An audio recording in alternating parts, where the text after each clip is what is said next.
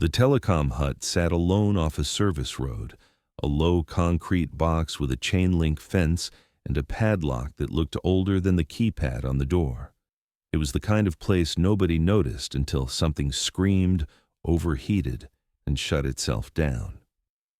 The sun was already sinking, and the wind had that dry edge it gets out here, like it's been dragging grit across the desert all day and it's not done yet.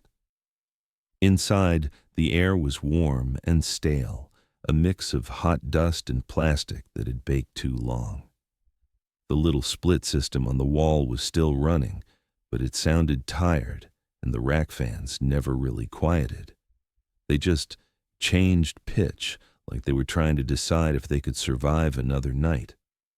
I had the panel open on the VFD when I got there.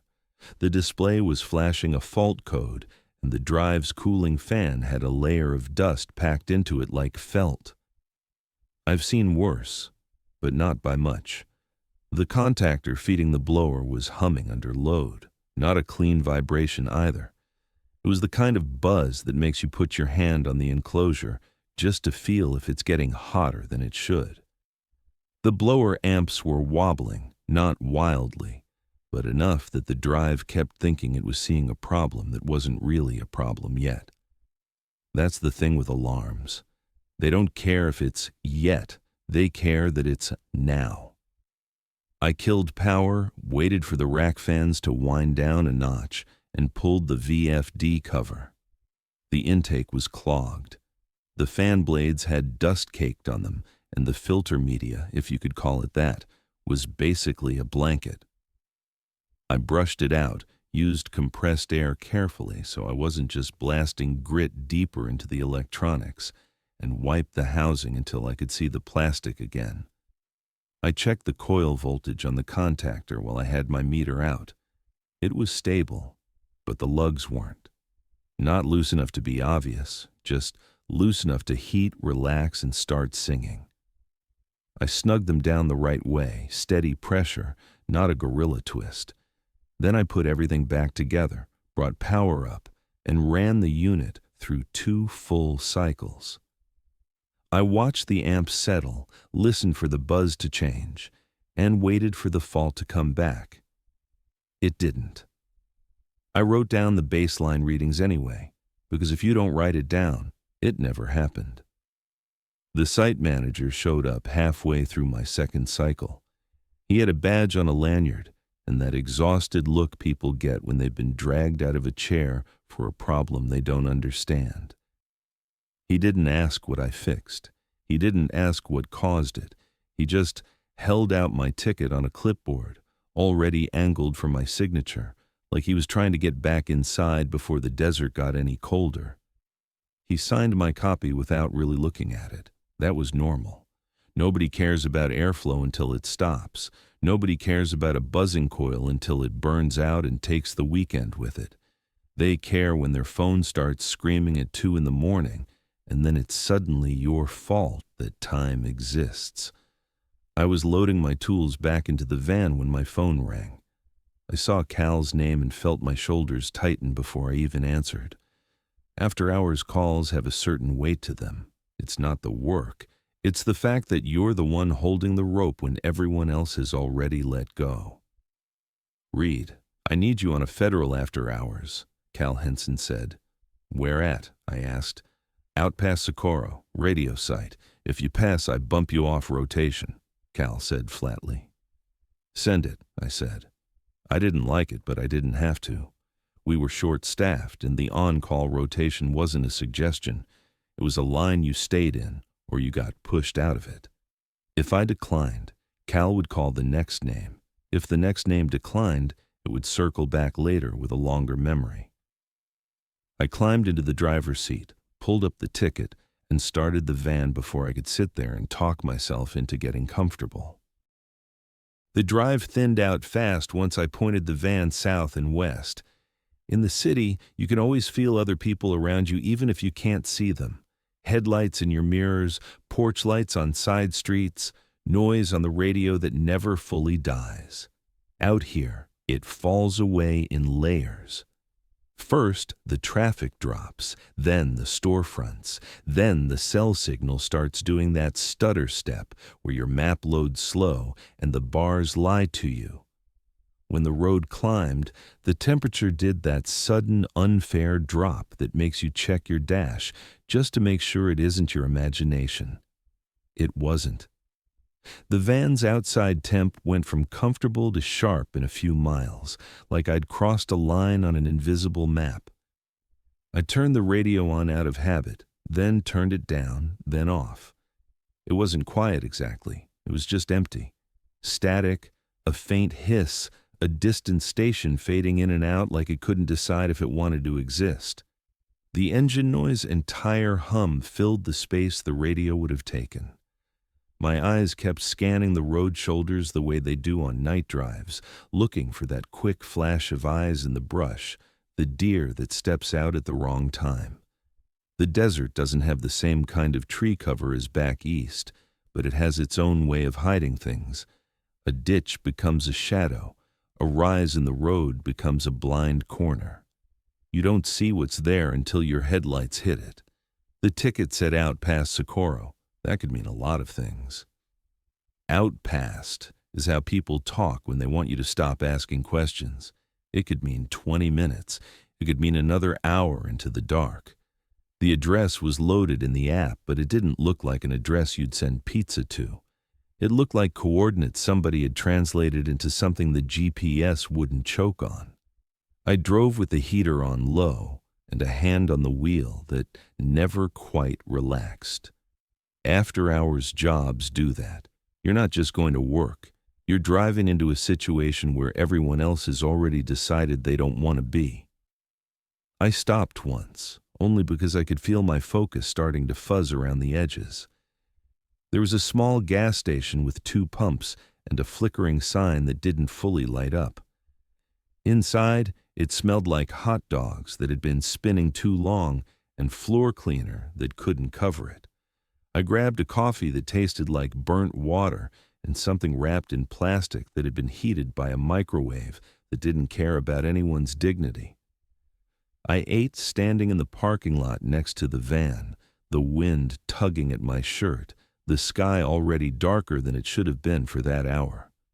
No real town sounds, no distant traffic wash, just my engine ticking as it cooled and a faint rattle from a loose sign bolt. Back on the road, I passed the last cluster of real town lights and didn't see another stoplight for what felt like forever. The highway turned into long lanes cut through open land, the kind of dark where your headlights don't bounce off much, the kind of dark that makes the sky look bigger. Stars came out in a way you don't get near cities, not just a handful, a full spread, dense enough that it looked like somebody had spilled something bright across the black. I kept catching myself staring up, then forcing my eyes back down to the lane lines. This was not a sightseeing trip. It was a night call. I was here to stabilize an air handler that couldn't decide what it was doing. The approach to the facility was exactly how places like that wanted to be. A sign, reflective paint, plain wording. Authorized personnel only. No logo, no welcome, no hint of what they actually did inside. The turnoff was a narrow access road that looked like it had been paved once and then mostly ignored. My tires rattled over rough patches, and the van's suspension complained in that steady way that tells you you're not the first person to curse this road, just the latest. The land opened up on both sides. Low scrub, dark silhouettes of hills, nothing tall enough to break the wind. I kept checking the GPS even though there was nowhere else to go. When you're driving into a place you've never been, your brain keeps looking for an excuse to say you made a wrong turn. Then, the compound showed up, low buildings sitting flat against the ground, like they'd been built to avoid attracting attention. Steel doors, narrow windows, the kind of architecture that's more about function than comfort. Badge readers beside almost every entrance. A few security lights placed high and harsh, not trying to make anything feel safe, just trying to make it visible. Off to the side, farther out in the dark, I caught the silhouette of metal shapes. Not close enough to make out details, just enough to register mass and geometry. Something industrial. Something intentional. I didn't slow down to look. I've learned that if you stare at big structures at night, your brain starts drawing faces where there aren't any. I kept driving. The service gate booth sat under a floodlight that made everything look washed out and flat. I pulled up and killed the engine. The sudden quiet in the cab felt louder than the drive had. A door opened on the booth, and a man stepped out into the light like he'd been waiting just out of sight. He didn't wave. He didn't smile. He came straight to my window with a calm, measured pace, like he was keeping time in his head. "Reed Sutton?" Quinn Voss asked. "Yeah, you Quinn?" I said. "ID and work order," Quinn said. "Here," I told him. Phone powered off past the quiet line. "Follow me," Quinn said quietly. I handed him what he asked for and watched him look it over longer than he needed to. Not in a suspicious way exactly, more like he was confirming something to himself that wasn't written on the page. When he handed it back, he didn't offer small talk. He didn't ask how the drive was. He didn't do the normal stuff people do when they're dealing with a contractor at night and they're trying to keep it friendly because they need you to fix something. He moved like this was a procedure, and I was a piece of it. I shut my phone down completely before I even opened the door. I didn't want to give him a reason to correct me. The screen went black, and for a second it felt like I'd cut the last thin thread connecting me to anywhere else. Quinn led me through the gate without looking back to see if I was following. He already assumed I would. That was the part that stuck with me. Facilities guys usually want you on their side. They want you to feel like you're both dealing with the same broken machine together. Quinn didn't feel like support. He felt like a boundary guard, the kind of person who wasn't here to help me fix anything. He was here to make sure I didn't cross a line I couldn't see. Quinn walked me through a short corridor that smelled like disinfectant and warm electronics. The floors were clean enough that my boots sounded louder than they should have. Every step had that small echo you get in buildings that were designed to be easy to mop, not easy to live in. The lighting was bright but not comforting, flat white panels overhead that made skin look pale and made shadows feel thin. We passed 2 steel doors with badge readers and little warning placards that didn't say much beyond the obvious. Restricted, shielded, authorized personnel only. Quinn didn't slow down at any of it. He moved like the building was laid out in his head, like he could walk it blind. He stopped at the edge of what looked like a thicker section of hallway. The walls changed there. Same paint color, but the corners were reinforced and there were copper-colored strips along the seams that looked like they belonged on an electrical panel, not a corridor. One of the doors had a gasket that looked heavier than normal, like it was meant to seal tight. A narrow window was set into it, but the glass was dark, and I couldn't see inside.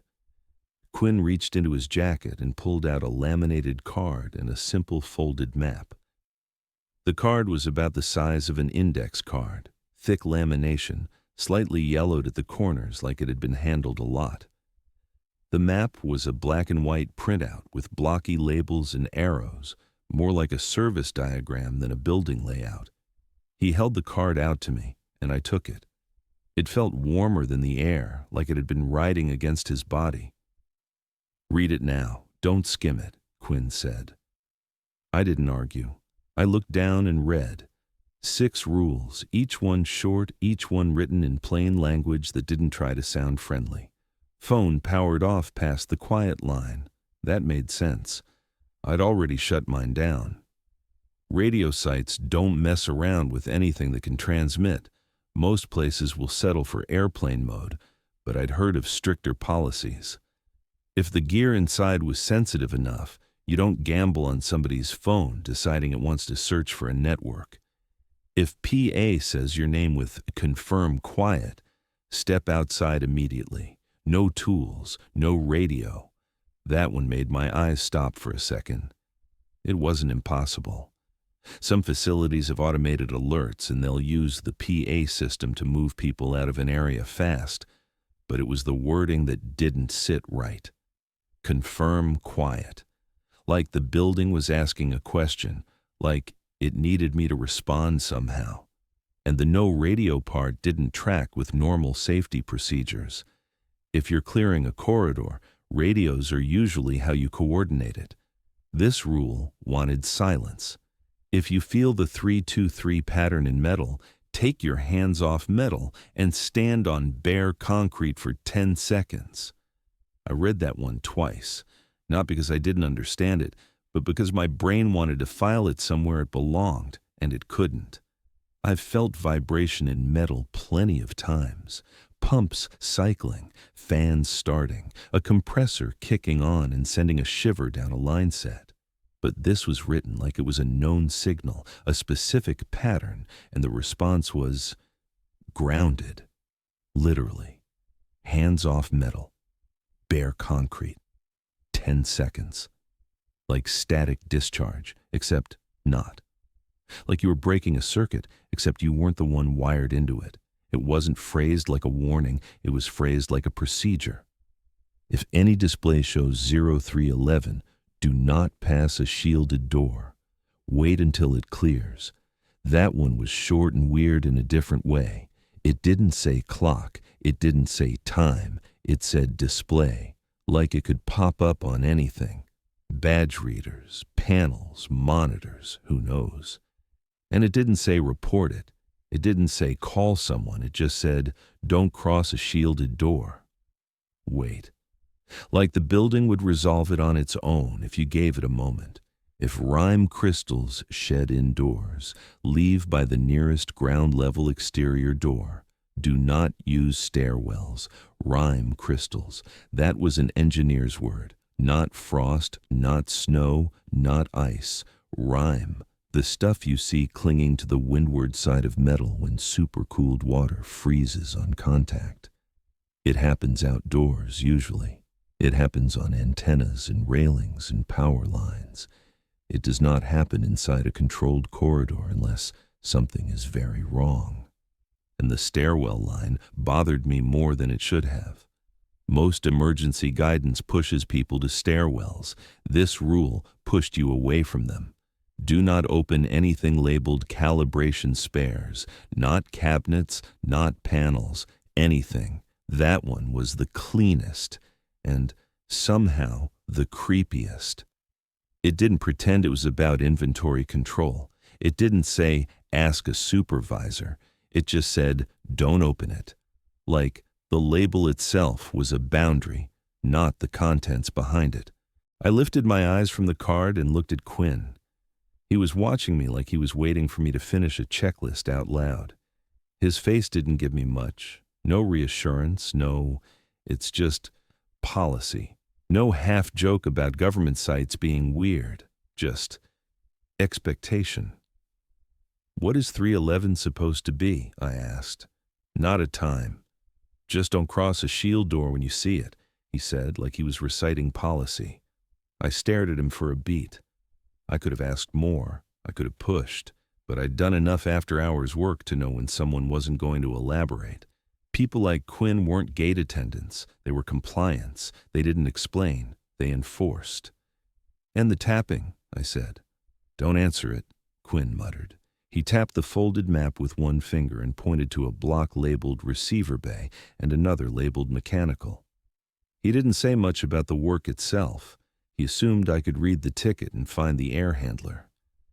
Then he handed me an access card, the kind that feels too light for how many doors it controls, and made one final gesture down the corridor like he was releasing me into a space he didn't want to stand in. He turned and walked away without another word. His footsteps didn't hurry. They didn't slow. They stayed even, steady, like he was counting them. A door opened somewhere down the hall, a soft click, then a heavier seal catching, then another click as it shut. The sound was different from a normal office door. It sounded like something closing to keep something in or something out. I stood there alone with the laminated card in my hand and the low hum of equipment bleeding through the walls. The rules read like they'd been written after the fact, like somebody had learned them the hard way, and the only thing they could do afterward was laminate the lesson and hand it to the next person. I followed the map down the corridor, past doors that all looked the same until you got close enough to see what made them different. A heavier seal around the frame, hinges that looked overbuilt, copper-colored strips bridging seams like someone had decided the hallway itself needed to behave like a piece of equipment. The building didn't feel spooky. It felt serious, clean, controlled, and a little too proud of how sealed it was. The receiver-side mechanical area wasn't a massive boiler room with rows of big machines.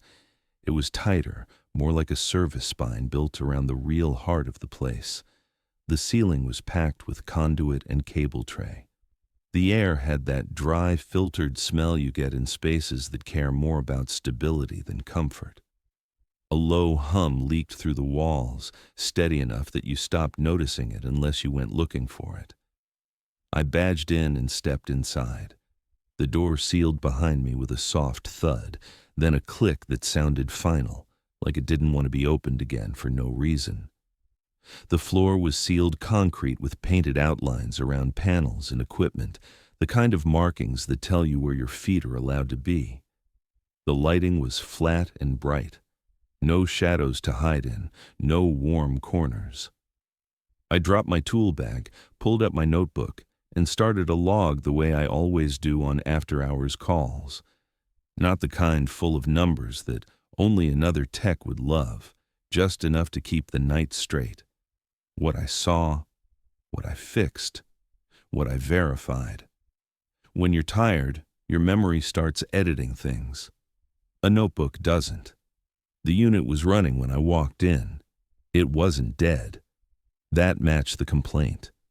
Hunting and short cycling isn't usually a dramatic failure. It's a system that can't decide if it's okay. It runs, then second guesses itself, then runs again. In an office building, people might not even notice. In a space with sensitive instrumentation, that little wobble becomes a real problem. I did a quick walk around first. No burnt smell, no standing water, no obvious damage. Filters looked clean. The belt didn't look shredded or glazed. Nothing screamed at me. That meant the issue was going to be one of those annoying ones, small, borderline, the kind that lives in timing and signals instead of smoke and noise. I started with baselines. I checked the temperature of the air going out and coming back. I checked the pressure reading the controller was using to decide how hard to push the blower. I checked the blower load by watching what the motor was drawing as it ran. And I checked the control power that told everything what to do, because if the brain voltage is unstable, the whole system acts drunk. Most of it looked reasonable. The air temps were in a normal range for what the unit was doing. The control power held steady, which was good. But the pressure reading wasn't holding still. It wasn't swinging wildly. It was just restless, like a needle that couldn't settle. And the blower load kept twitching along with it, just enough to tell me the system was actually reacting, not just throwing random numbers. I stood there and watched it for several minutes without touching anything. That's a habit I've learned to trust. If you walk in and start twisting screws right away, you miss the pattern. And patterns are everything on calls like this. A few minutes in, the unit did the thing the ticket described. The call dropped. There was a quick click as the contactor released, then it pulled right back in. Not a full shutdown with a long pause, more like a flinch. The blower didn't slam to a stop. It just stumbled, recovered, and kept going like nothing happened. It happened again later, not on a tight schedule, but close enough that I could see why the client was upset. The unit would run fine for a while, then it would get spooked by some signal and step back, then step forward again. That's hunting. The system chasing its own tail.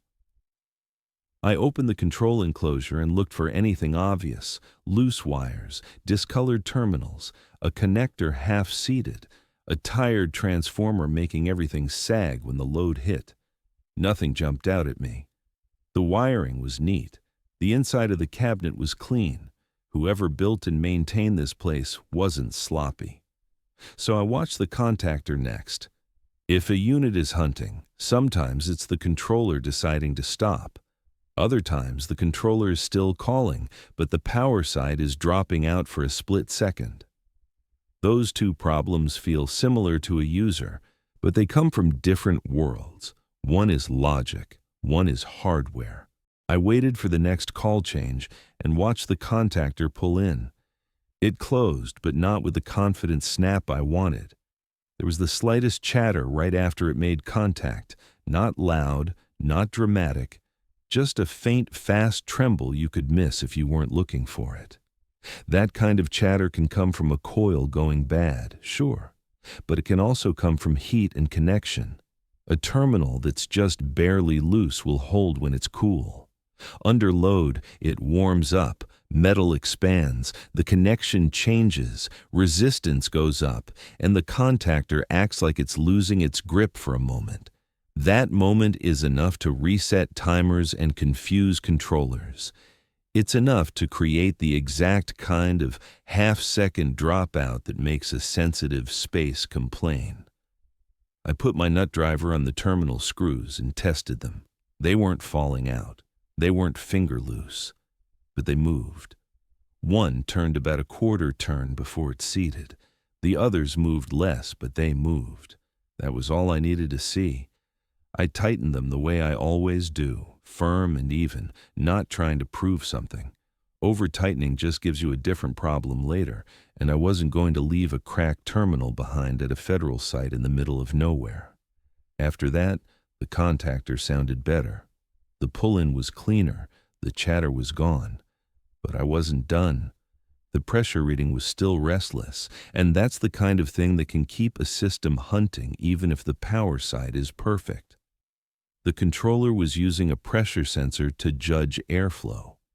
If that sensor's being fed a dirty signal, the controller reacts like the building is changing when it isn't. It ramps up, then ramps down. It chases a phantom. A lot of the time, the sensor itself is fine. The problem is the little tube that feeds it.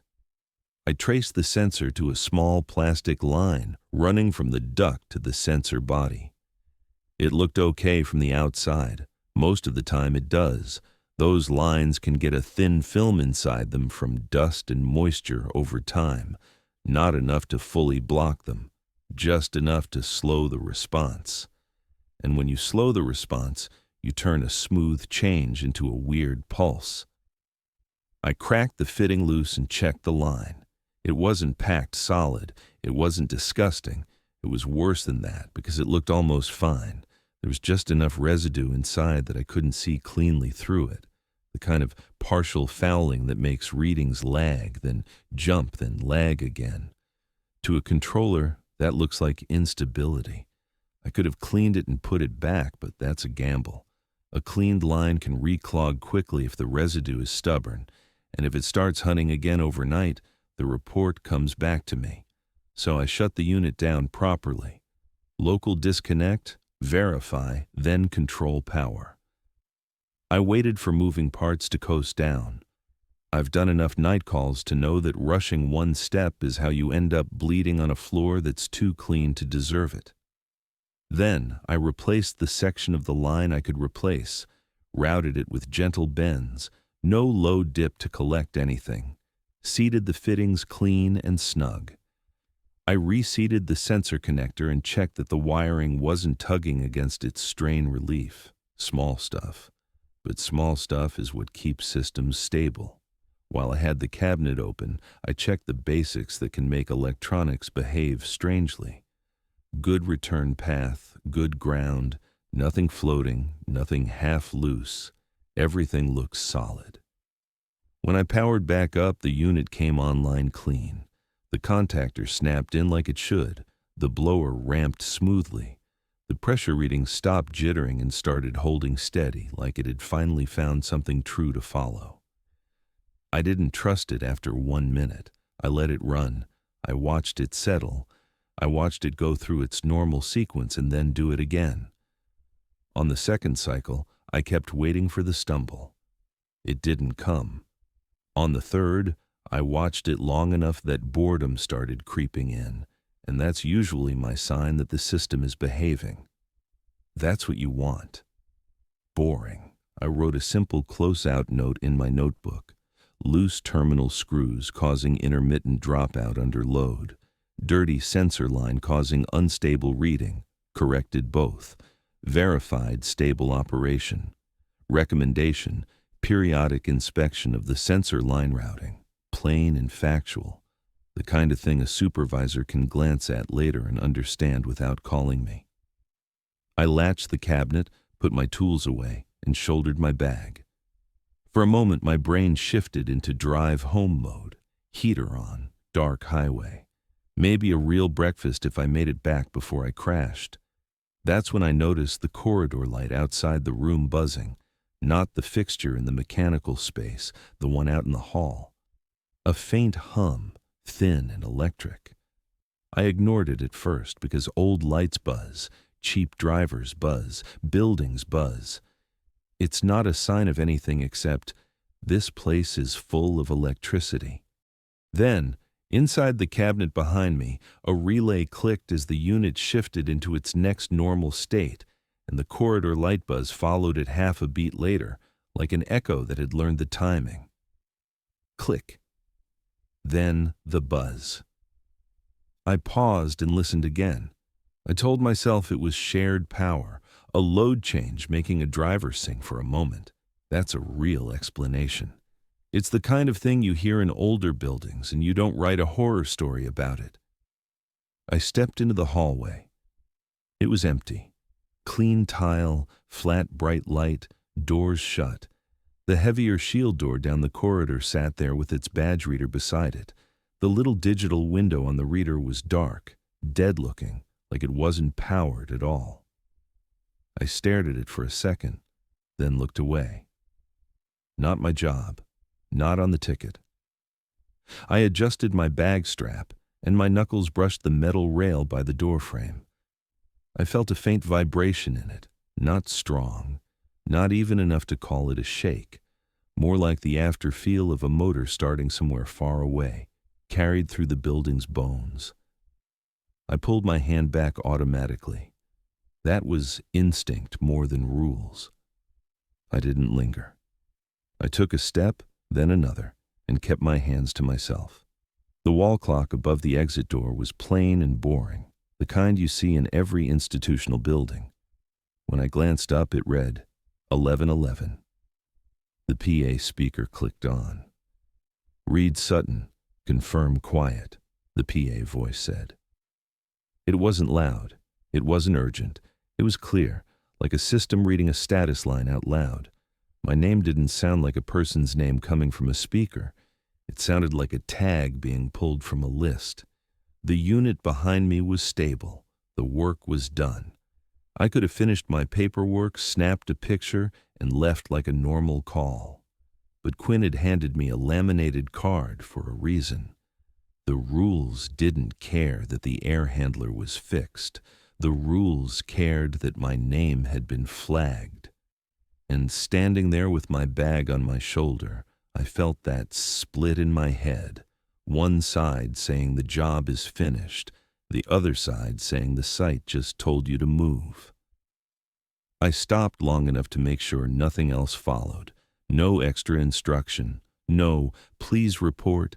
Just my name and those two words that sounded like a question pretending to be a command. Then I made the only choice the card allowed. I moved before my brain could start negotiating. The rules card was still warm in my hand, and my tool bag felt heavier than it had a minute ago, but the instruction was simple. Step outside immediately. No tools, no radio. I set my bag down inside the mechanical room doorway, right where it wouldn't block anything. like I was leaving it for a coworker to grab later. I left my meter on the floor beside it. I didn't take the time to zip the pocket that held my nut drivers. I didn't take the time to double-check the latch on the panel I'd just closed. The unit was stable. I knew it was stable. That's what made this feel wrong. You don't walk away from a finished job unless something bigger than the job is happening. The hallway felt louder than it had a few minutes earlier. Not in a way I could point to, not a new sound, just the same flat electrical buzz of lights and equipment, suddenly noticeable because my body had decided it needed to pay attention. I kept my hands off the rail. I kept my eyes forward. I followed the map's nearest ground-level exit route the way I'd seen it on the way in, and I didn't stop to look into side corridors or check doors. I wasn't exploring. I was complying. The exterior door opened with a push and a soft seal release, and the cold hit me like a slap. New Mexico night cold isn't wet and it isn't heavy. It's sharp. It slips through a shirt like it's looking for bone. The air felt clean enough to taste, like dust and stone and nothing else. I stepped out into the spill of the security light and stopped just beyond the threshold because the rule didn't say run. It said, step outside. I stayed under the light at first, not because I thought it made me safer, but because it made me visible. If this was some kind of automated protocol, someone would come out and find me, confirm whatever confirm quiet was supposed to mean, and send me back in to finish my paperwork. That's how normal places worked, even strict places. Strict places still had people behind the rules. I waited. The light hummed above me, steady and flat. The building behind me sat quiet, low and unimpressed with my existence. Beyond the edge of the light, the dark opened up fast, the kind of darkness that doesn't fade into streetlights or houses. It just starts and keeps going. I didn't turn my phone on. I didn't even reach for it. The card had been clear about that, and Quinn had been clear about everything without ever raising his voice. Powered off past the quiet line. No radio when the PA flagged you. I could feel my instincts arguing with it. Every job I'd ever done trained me to communicate, to confirm, to ask what the client wanted, to get the next step. This place didn't want that. It wanted you quiet and outside. A minute passed, then another. The cold worked its way in, not dramatic, just persistent. My ears started to sting. The skin on my hands tightened. I shifted my weight and tried not to look like someone waiting to be picked up. That's a stupid thing to care about at night, but your brain grabs whatever it can. I watched the building for movement, a door opening, a flashlight beam, a person in a jacket walking toward me with a tablet and an expression that said, "This is routine. Don't make it weird." Nothing. The corridor windows were dark. No silhouettes crossed them. No vehicle headlights swept the lot. The place stayed still. The first time I noticed the vibration, I thought it was my imagination. The cold can do that. It makes you feel your pulse in weird places. It makes your muscles twitch. It can make a fence or a railing hum if the wind hits it right. There was a conduit run along the exterior wall near where I was standing, painted the same dull color as everything else, strapped down in neat intervals. It should have been dead. No moving parts, no reason to vibrate. But I felt it. Faint and precise, like a small signal traveling through metal. 3 quick pulses, a pause, 2, a pause, 3 again. Not continuous, not random, a pattern. My eyes went straight to the conduit without me deciding to look. I stepped closer, still under the security light, and I told myself the obvious explanation. The unit I'd just fixed cycling normally. A compressor starting somewhere, a pump, a fan, something mechanical sending a tremor through the building frame. That happens all the time. It's why you can feel a big air handler through a concrete floor if you stand in the wrong place. But this didn't feel like a motor starting. Motors ramp. Motors have weight. This was light, deliberate, like a code. I reached out and touched the conduit with 2 fingers, just enough to confirm it wasn't in my head. The moment my skin made contact, the pattern sharpened. 3, pause, 2, pause, 3. Clear enough that my stomach tightened before my brain caught up. The rules card flashed in my mind like a warning label. If you feel the 3-2-3 pattern in metal, take your hands off metal and stand on bare concrete for 10 seconds. I pulled my hand away so fast it almost looked like I'd burned myself. I didn't touch my pocket radio. I didn't look back toward the door like I was about to run inside. I did exactly what the card said, because at that point, I didn't have a better plan. There was a strip of bare concrete beside the doorway where the paint ended. I stepped onto it, planted my feet, and kept my hands away from everything. No railing, no wall, no door frame, nothing. I stood there like someone waiting for a photo to be taken, and I counted slowly in my head. 1, 2, 3. The cold made the seconds feel longer. My breath came out in quiet puffs, and I watched it drift and vanish. I kept counting. 7, 8, 9, 10. The vibration cut off so cleanly it felt like someone had flipped a switch, not fading, not tapering down, just gone, like a signal losing its path. I stood there for another couple beats, not because the rule told me to, but because my body didn't trust what had just happened. I looked at the conduit again. Nothing. No tremor, no pattern, just metal strapped to a wall, doing what metal's supposed to do at night, being still. That should have been the end of it. A weird sensation, an overcautious rule, a simple compliance action, and then a staff member walking out to tell me it was a false flag. That was what I expected. Not because I believed the rules were nonsense, but because rules exist to manage situations, and situations normally come with people. Nobody came. I waited longer, 5 minutes maybe. I didn't have a watch out. I didn't check my phone because it was powered off, and even if it wasn't, I wasn't about to light up a screen and invite a new problem.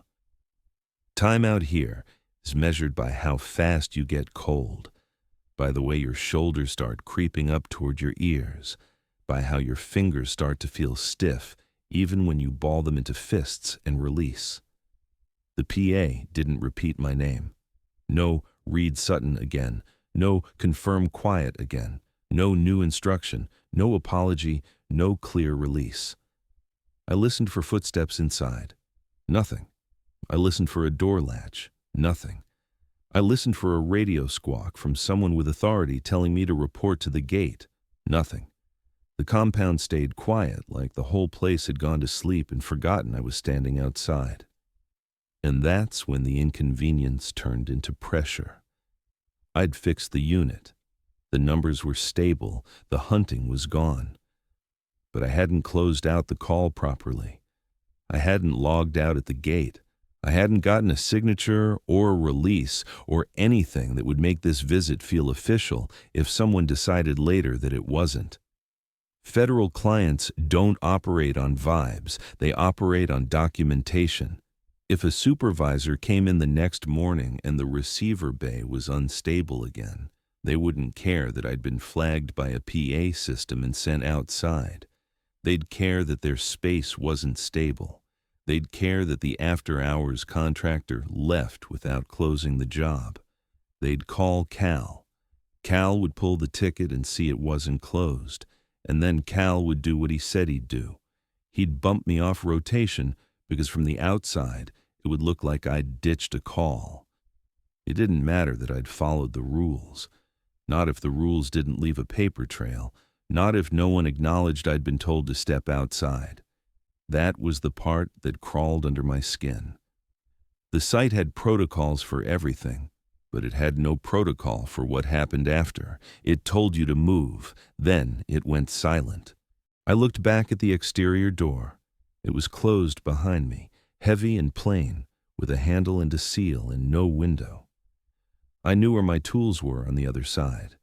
I could picture my meter on the floor beside my bag, my notebook tucked in the pocket where I always kept it. The whole job, sitting there, unattended. My gut told me to stay outside. My gut didn't care about rotation or paperwork. My gut cared about the feeling that the building had just said my name like it was reading it off a list. But my life didn't run on gut. It ran on the schedule Cal kept. It ran on the calls I took and the calls I didn't. It ran on whether my name stayed in the on-call rotation or got pushed down because I'd become unreliable. I stood under the security light and tried to imagine explaining this to Cal in the morning. I tried to imagine saying, I stepped outside because a speaker told me to, and then nobody came, and I waited, and then I went home. Cal would pause, maybe. Then he'd say, did you fix it? Did you close it? Did you get out? And if I couldn't answer those with something solid, the rest wouldn't matter. The cold kept tightening around my fingers. The dark beyond the light stayed empty. The conduit stayed still, like it had never pulsed at all. I took a breath and made a decision I didn't like. I told myself I was going back in for 2 minutes, to grab my notebook, to finish the close-out line, to make sure the panel was latched, to get out clean, in and out, no wandering, no extra doors, no curiosity. I put my hand on the door handle, then stopped, because the last thing I wanted was to touch metal again without thinking. I adjusted my grip, opened the door, and stepped back inside, already knowing that the card hadn't said I couldn't return. It had only said to step outside immediately, and that, in my head, was just enough permission to make the wrong choice feel reasonable. No one's coming, I said under my breath. The moment I stepped back inside, the air felt warmer than it had any right to. Not comfortable, just less sharp than the night outside.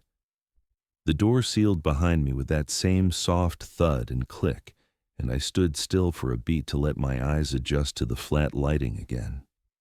The hallway looked exactly the way I'd left it. Clean tile, closed doors, no footprints, no movement, no sign that anyone had noticed I'd been standing under their security light for 10 minutes, like an idiot. I kept my hands away from the rail this time. I held my arms close to my sides like I was carrying something fragile, and I walked back the way I'd come, not fast, not slow. I wasn't trying to sneak. I wasn't trying to act guilty. I was trying to do what I'd told myself I was doing. 2 minutes. Grab my meter, finish the note, get out. The shield door was down the corridor on my left, the one with the heavier gasket and the badge reader with the little dark window. When I came around the corner, I saw the 7-seg window flicker. It wasn't a gentle wake-up like a normal device powering on. It blinked like it was catching a signal. A dim red glow, then brighter, then a clean set of digits that made my stomach tighten before my brain could talk. 3:11? It didn't feel like time.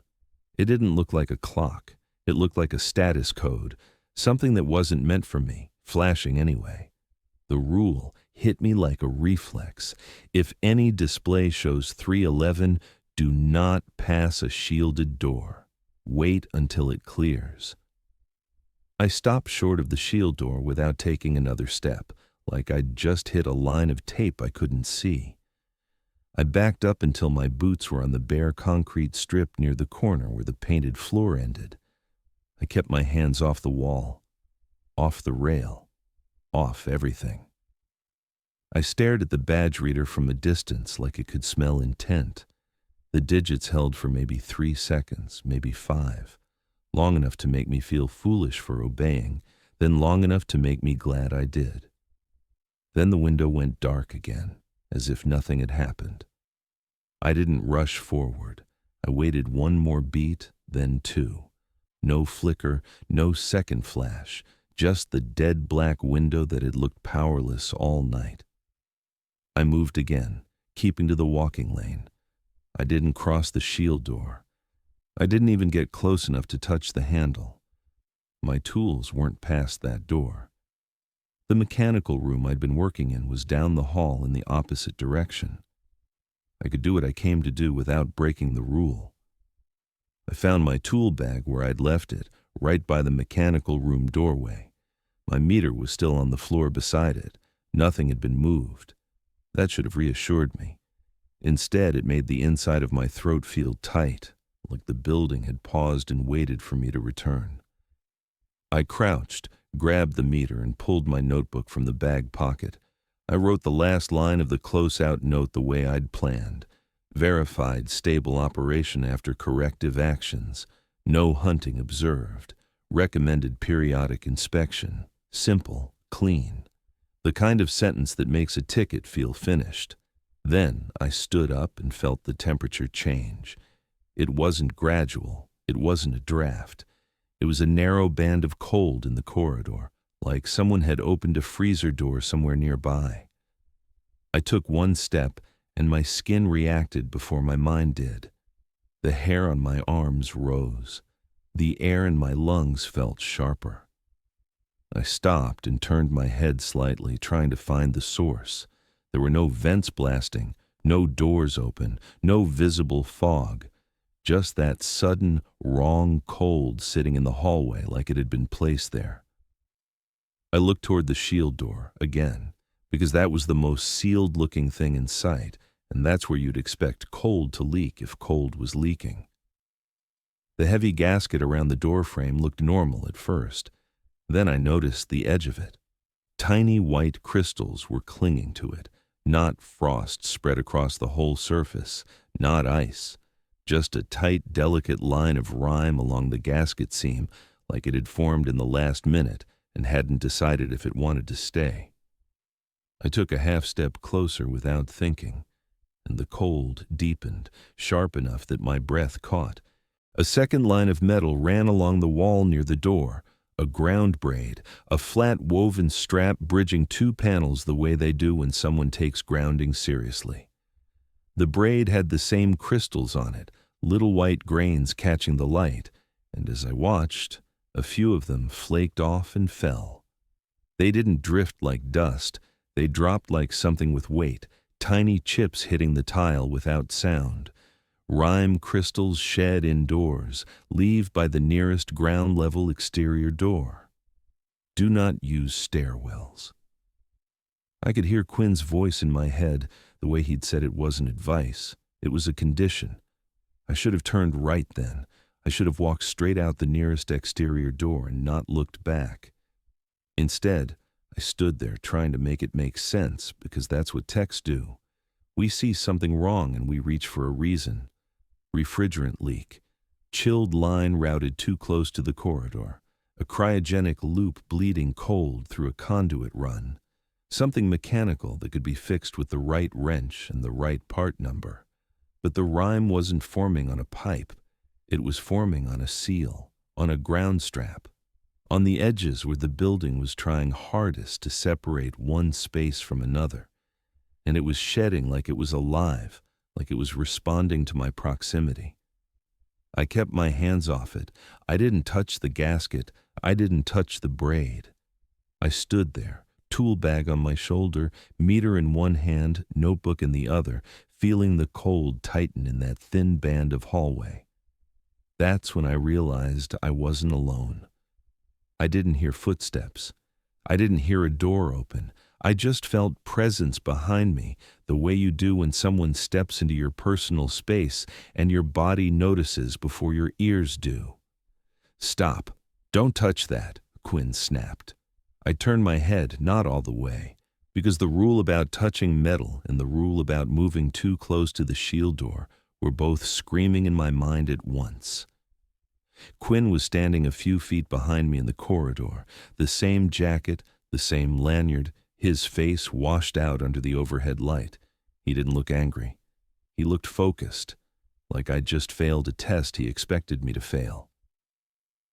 "Quinn, where have you been?" I asked. "You need to clear the corridor," he said flatly. My throat felt dry. I wanted to argue, but my brain kept snagging on one simple thing.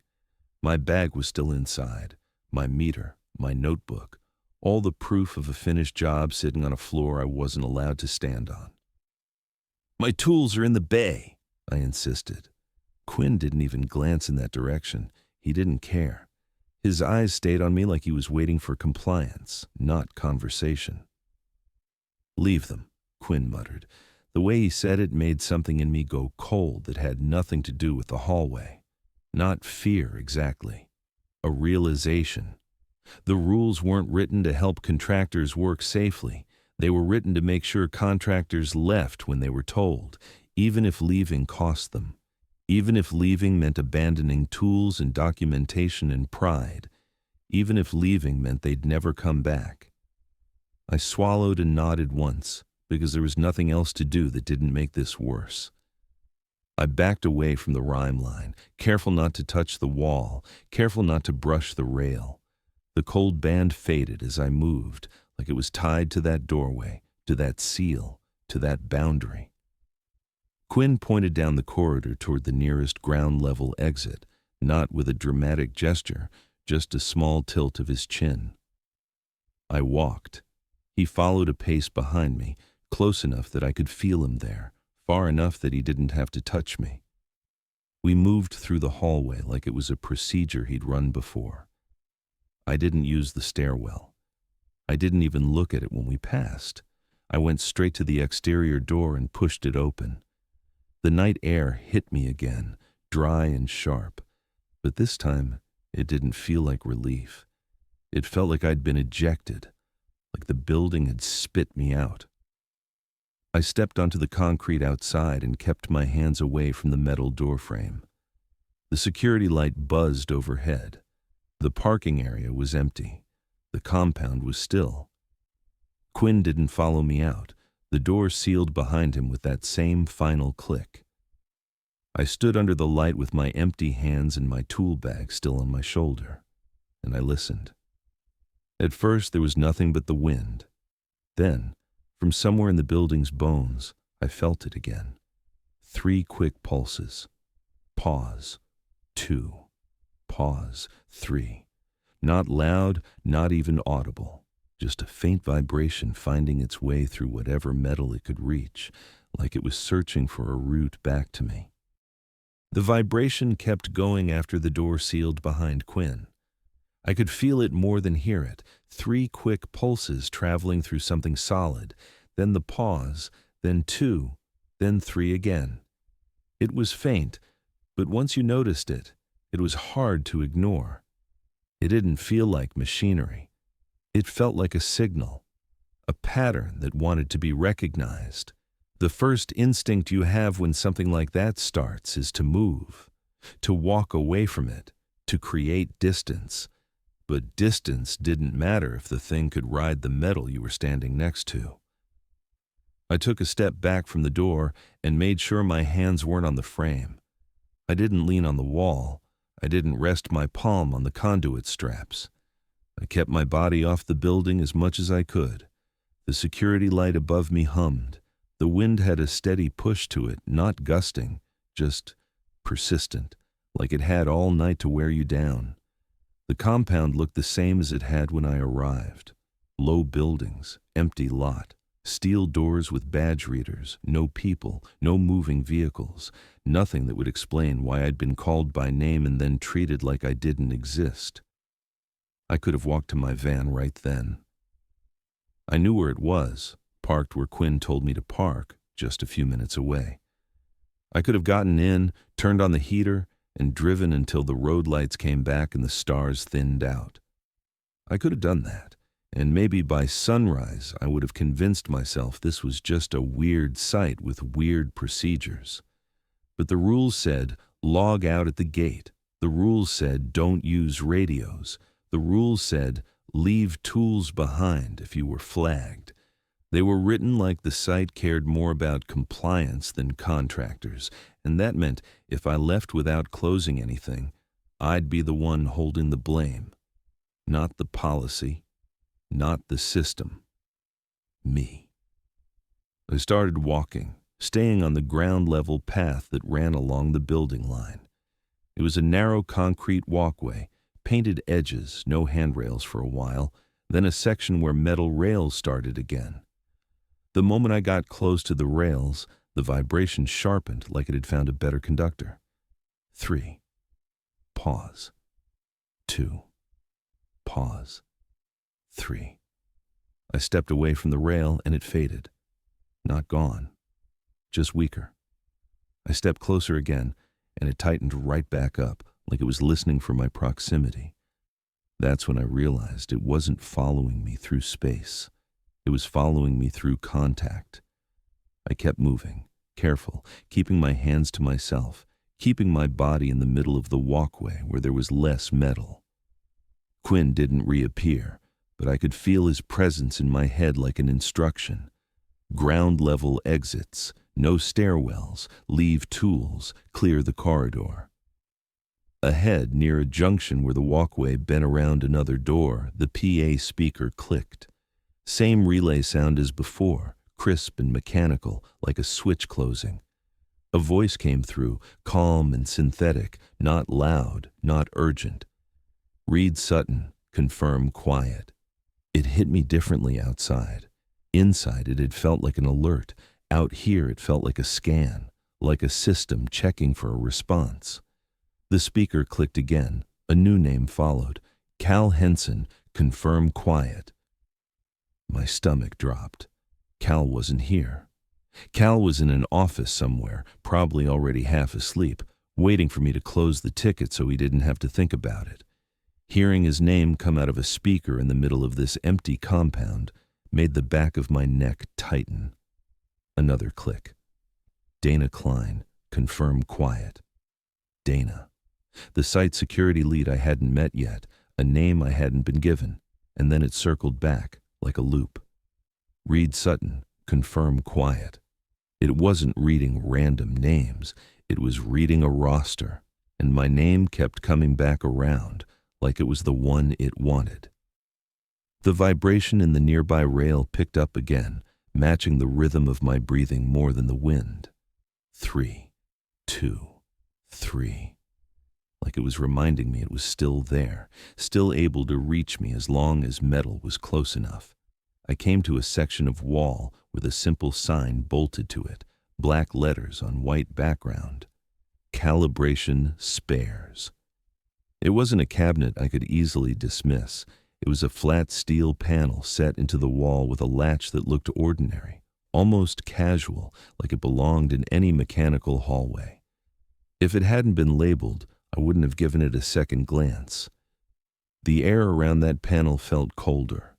Not the full corridor band of cold from earlier, just a localized dip, like the wall itself was holding a different temperature. The rime crystals were there too, faint at first, little grains clinging to the edge of the latch, then shedding off in tiny flakes that dropped straight down. I didn't step closer. I didn't reach for it. I didn't even lift my hand. The rule didn't say, don't open it unless you need to.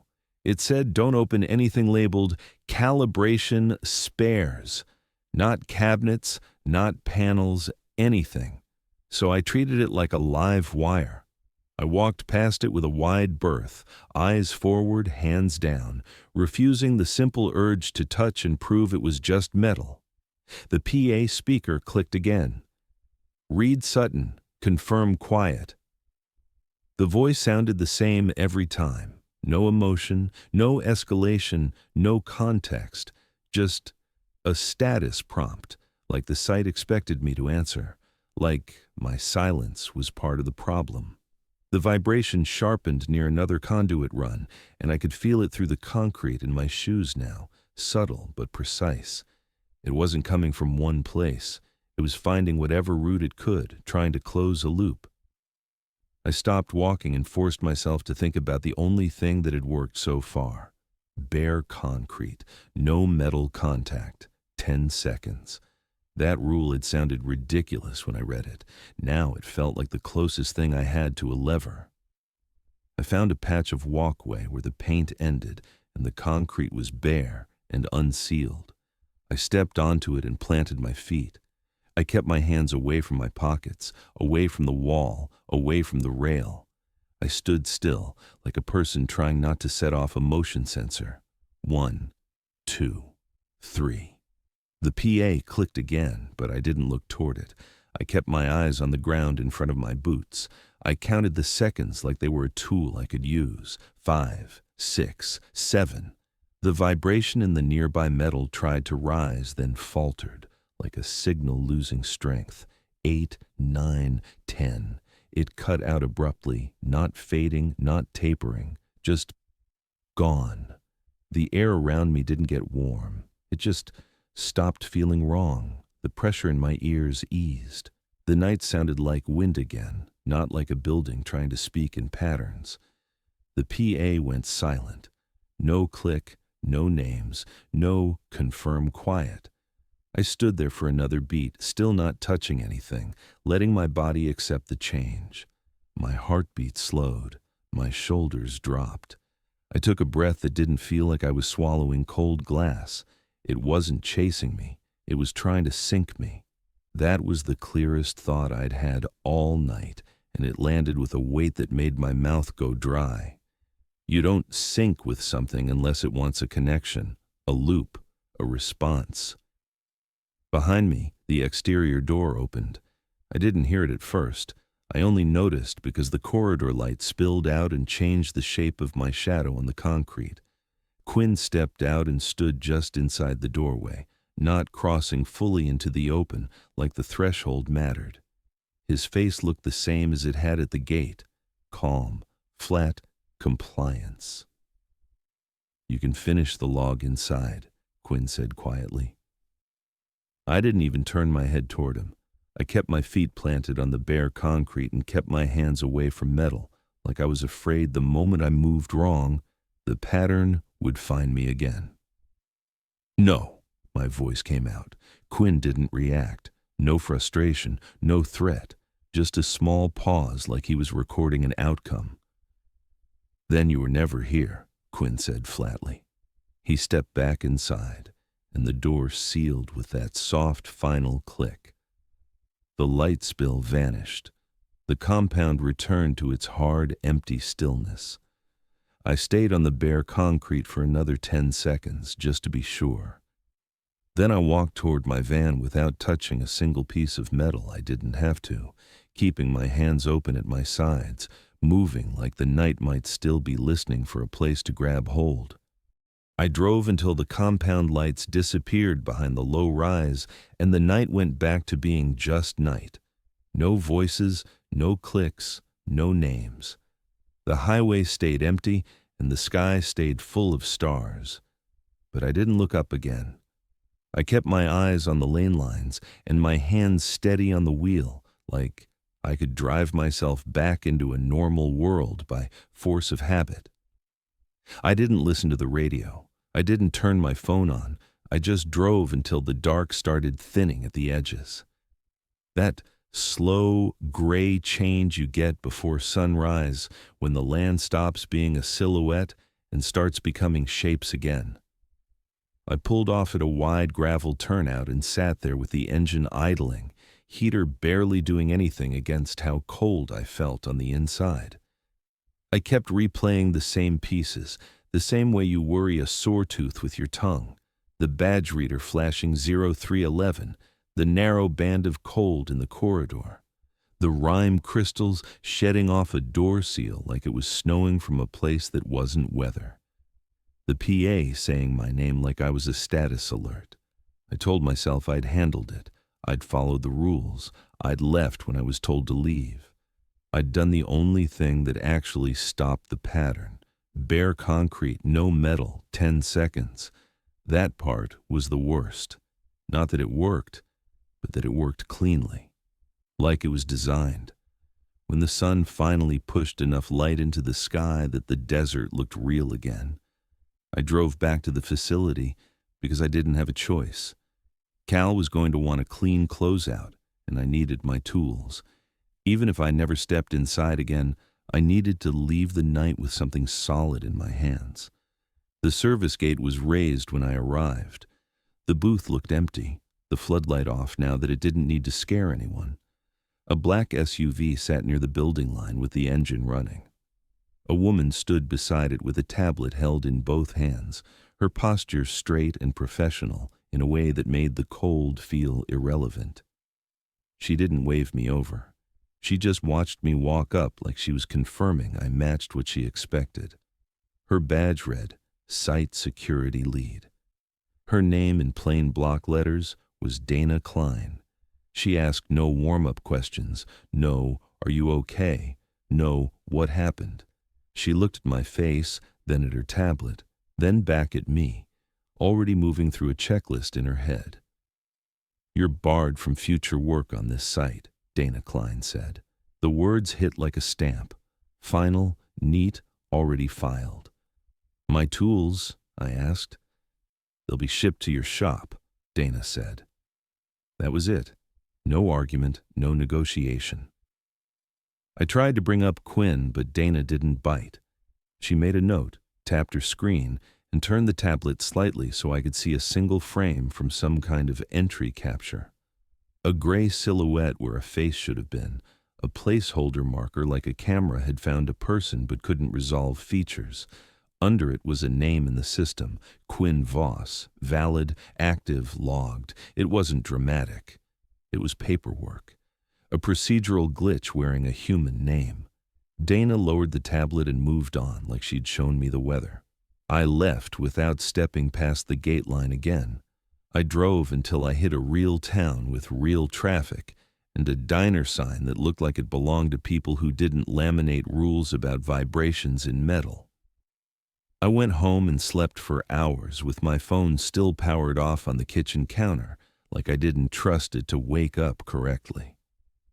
3 days later, my tool bag showed up at the shop in a plain cardboard box. My meter was inside, coiled leads just the way I'd left them, like someone had taken care not to disturb anything. In the bottom of the bag, stuck to the liner with a strip of tape, was a message written in block letters. 311 isn't a time. It's a door. I stared at it until my eyes went soft and the letters stopped looking like English. Then I peeled the tape free and threw it away, like that could make it stop existing.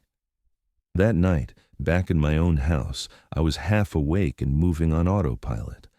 I started down the stairs and reached for the metal rail without thinking.